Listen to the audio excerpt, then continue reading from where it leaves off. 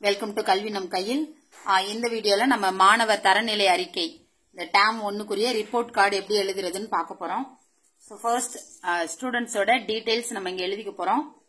அவங்களோட EMIS number நம்ம எம்இஸ்ல போய் பார்க்கலாம், இல்லைன்னா நம்மளோட அந்த டெய்லி டிஎன் அட்டெண்டன்ஸ் ஆப்லயே நம்மளுக்கு அவங்க நேம்க்கு கீழே எம்இஸ் ஐடி இருக்கும். ஸோ அதை நம்ம பார்த்து எழுதிக்கலாம்.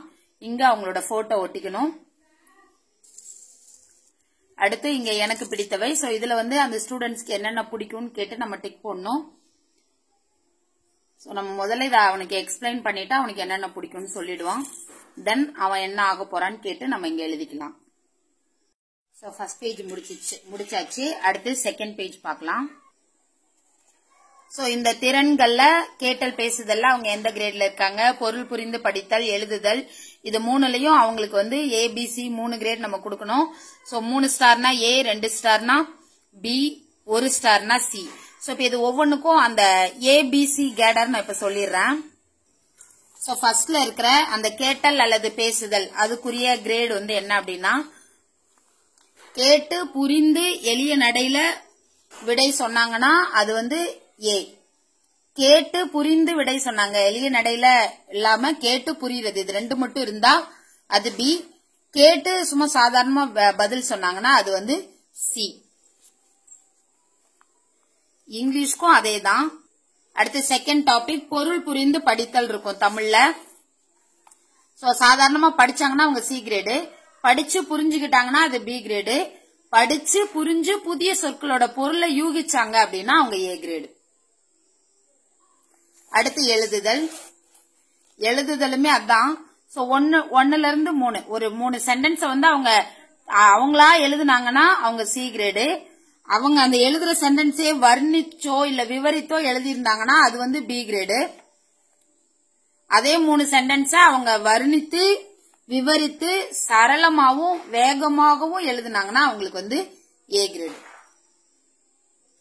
இங்கிலீஷ் அப்படியே சேம் டு சேம், தமிழுக்கு என்னவோ அதே தான். சோ லிசன் பண்ணி ரெஸ்பாண்ட் பண்ணாங்கன்னா அது அவங்க வந்து சி கிரேடு. லிசன் பண்ணி அண்டர்ஸ்டாண்ட் பண்ணாங்கன்னா அவங்க பி கிரேடு. லிசன் பண்ணி அண்டர்ஸ்டாண்ட் அந்த புரிதலோட காம்ப்ரிஹென்ஷனோட புரிஞ்சுக்கிட்டு அதுக்கப்புறம் வந்து ஃப்ளூயண்டா சிம்பிள் லாங்குவேஜ்ல வந்து அவங்க வந்து பேசினாங்கன்னா அவங்களுக்கு வந்து ஏ கிரேடு. சோ அப்ப இதுல 3 இருந்தா ஏ, அதுல 2 இருந்தா பி, 1 இருந்தா சி. சோ அடுத்த லெவல் ரீடிங் காம்ப்ரிஹென்ஷனும் அதே தான், தமிழுக்கு என்ன சொன்னமோ அதே தான், பொருள் புரிந்து படித்தல். சோ நார்மலா படிச்சாங்கன்னா அவங்க சி, படிச்சு புரிஞ்சுக்கிட்டாங்கன்னா பி, படிச்சு புரிஞ்சு புதிய சொற்களோட மீனிங் வந்து கெஸ் பண்ணாங்கன்னா அது வந்து ஏ. அடுத்து ரைட்டிங்லயே அதே தான், 3 சென்டென்சஸ் வந்து எழுதுனாங்கன்னா அவங்க சி, அது எழுதுறதுல கொஞ்சம் வர்ணித்து விவரித்து எழுதுனாங்கன்னா அவங்க பி, அதை வர்ணித்து விவரித்து ஃபாஸ்டா சரளமா எழுதுனாங்கன்னா அவங்க வந்து ஏ. சோ தமிழுக்கு இங்கிலீஷும் சேம் தான். தென் செகண்ட் டாபிக் மேத்ஸ் கொடுத்திருப்பாங்க. சோ இப்ப தமிழ் சொல்லிட்டோம், ஆங்கிலம் சொல்லிட்டோம், தென் மேத்ஸ். மேத்ஸுக்கு 3 டாபிக் கொடுத்திருக்காங்க. சோ ஃபர்ஸ்ட் இந்த எண்களை அறிதல் என்ன அப்படின்னா, ஏ கிரேட் நம்ம போடணும்னா அவங்களுக்கு இடமதிப்பு அடிப்படையில எண்களை ஒப்பிட தெரிஞ்சிருக்கணும், வரிசைப்படுத்த தெரிஞ்சிருக்கணும், அவங்களே இலக்கங்களை கொடுத்து எண்களை உருவாக்க தெரிஞ்சிருக்கணும். இது 3 தெரிஞ்சா அவங்க ஏ கிரேட். இல்ல அவங்க வந்து எண்களை ஒப்பிடுறாங்க, வரிசைப்படுத்துறாங்க, அவ்வளவுதான் தெரியுது, அவங்களுக்கு எண்களை உருவாக்க தெரியலன்னா அவங்க பி கிரேடு. அடுத்து எண்களை வந்து படிக்கிறது எழுதுறது, இது எந்த எண் சொல்றது அந்த எண்ணை எழுதுறது, இது மட்டும்தான் அவங்களுக்கு தெரியுதுன்னா அவங்க வந்து சி. அதை ஒப்பிடவோ வரிசைப்படுத்தவோ தெரியல அப்படின்னா அவங்க வந்து சிக்கு போயிடுவாங்க. அடுத்து செகண்ட் டாபிக் அடிப்படை செயல்பாடுகள். அடிப்படை செயல்பாடுகள் என்ன அப்படின்னா, வகுப்பு நிலைக்கு குறைந்த எண்கள் சார்ந்த கணக்குகளை செய்யறவங்க சி கிரேடு, வகுப்பு நிலைக்குரிய எண்கள் சார்ந்த கணக்குகளை செய்யறவங்க பி கிரேடு, வகுப்பு நிலை சார்ந்த கணக்குகளோட சேர்த்து வாக்கிய கணக்குகளுக்கும் பதில் சொல்றாங்கன்னா அவங்க வந்து ஏ கிரேடு. அடுத்து வடிவங்களை அல்லது அளவைகளை அறிதல் அப்படின்னு சொல்லி கொடுத்திருப்பாங்க. சோ இதுல வந்து ஏபிசி 3 இருக்கு. ஃபர்ஸ்ட் 1 to 3க்கு நம்ம சொல்லிடுவோம். சோ 1 to 3க்கு என்ன அப்படின்னா அவங்க வந்து வடிவங்களை அடையாளம் இடணும். சோ வடிவங்களை அடையாளம் இட்டாங்கன்னா அது சி. அடையாளமிட்டு அதோட பண்புகளை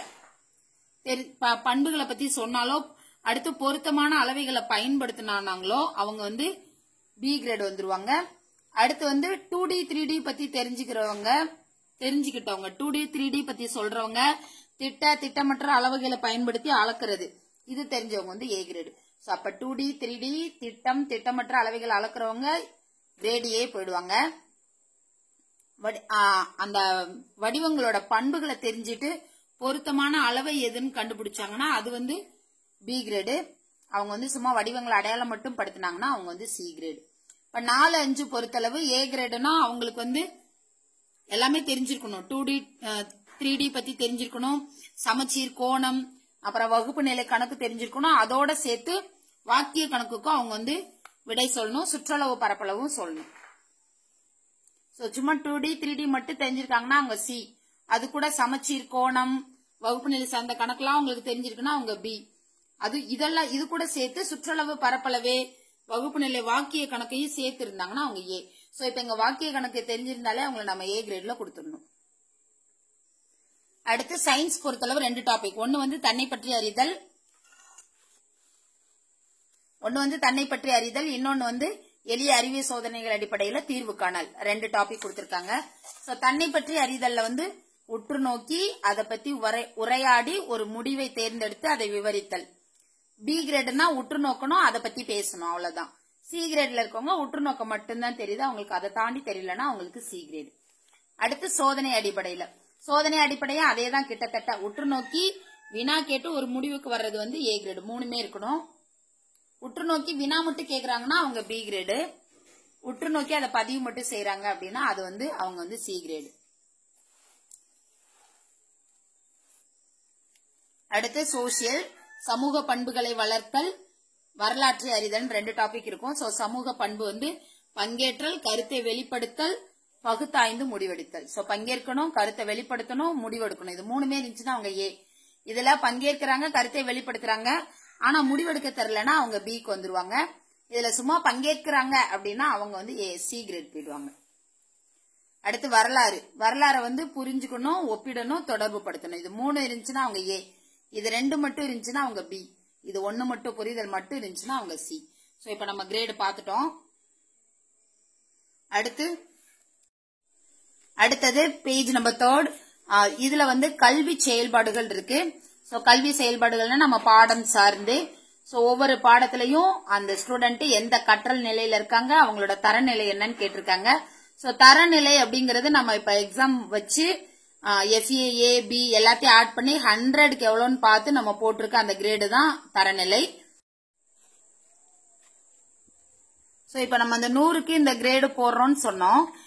இந்த கிரேடு வந்து இங்க மார்க் விவரம் கொடுத்திருக்காங்க. சோ எந்தெந்த மார்க்ல இருந்தா என்ன கிரேடுன்னு கொடுத்திருக்காங்க. அப்ப அவங்க 100க்கு எவ்வளவு வாங்கியிருக்காங்கன்னு பார்த்து இங்க பார்த்து நம்ம அந்த கிரேட நோட் பண்ணிக்க போறோம். கற்றல் நிலை அப்படின்னா அவங்க இப்ப எந்த கற்றல் நிலையில இருக்காங்க, எமிஸ் லாகின்ல அவங்களோட டீடைல்ஸ் மூலமா அவங்களோட கற்றல் நிலை இருக்கும்.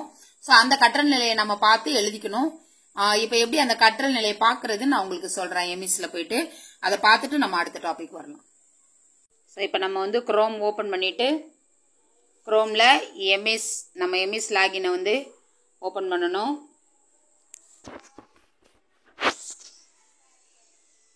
ஓப்பன் ஆயிடுச்சு. இதில் வந்து நம்ம வந்து நம்மளோட ஸ்கூல் லாகின் போட்டு ஓப்பன் பண்ணிக்கணும்.